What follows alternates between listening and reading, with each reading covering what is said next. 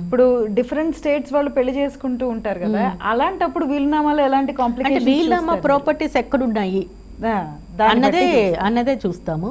So వీలునామా ఆస్తులు మన ఫర్ ఎగ్జాంపుల్ మన తెలంగాణలోనూ ఆంధ్రలోనూ ఉన్నాయి.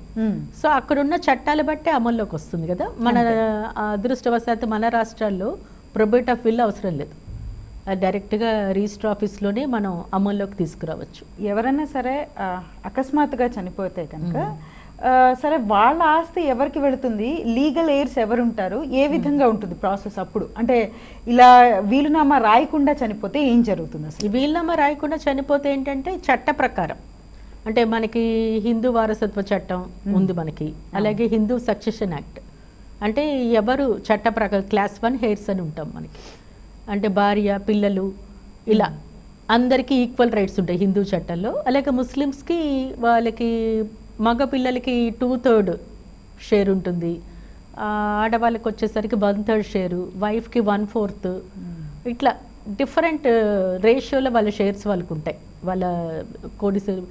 అయితే ఇప్పుడు వీలునామాకి దీనికి మధ్య కొంచెం తేడా ఉంటుంది. వీలునామా ఏంటంటే కంట్రోలింగ్ పవర్స్, వీలునామా లేకపోతే అది చట్ట ప్రకారం ఎవరైతే వారసులు ఉన్నారో అందరూ సమానంగా తీసుకుంటారు.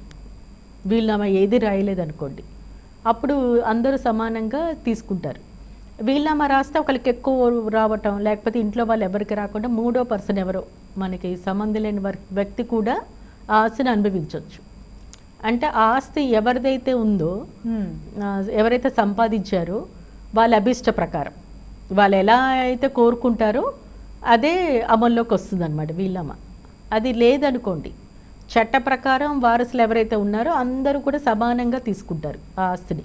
ఓకే. సో వీలునామా రాయకపోతే ఒక తంట, రాస్తే ఇంకొక తంట అని అంటారు కదా. ఒక్కొక్కసారి బెదిరించి వీలునామాలు రాస్తారు, బెదిరించి రాస్తారు.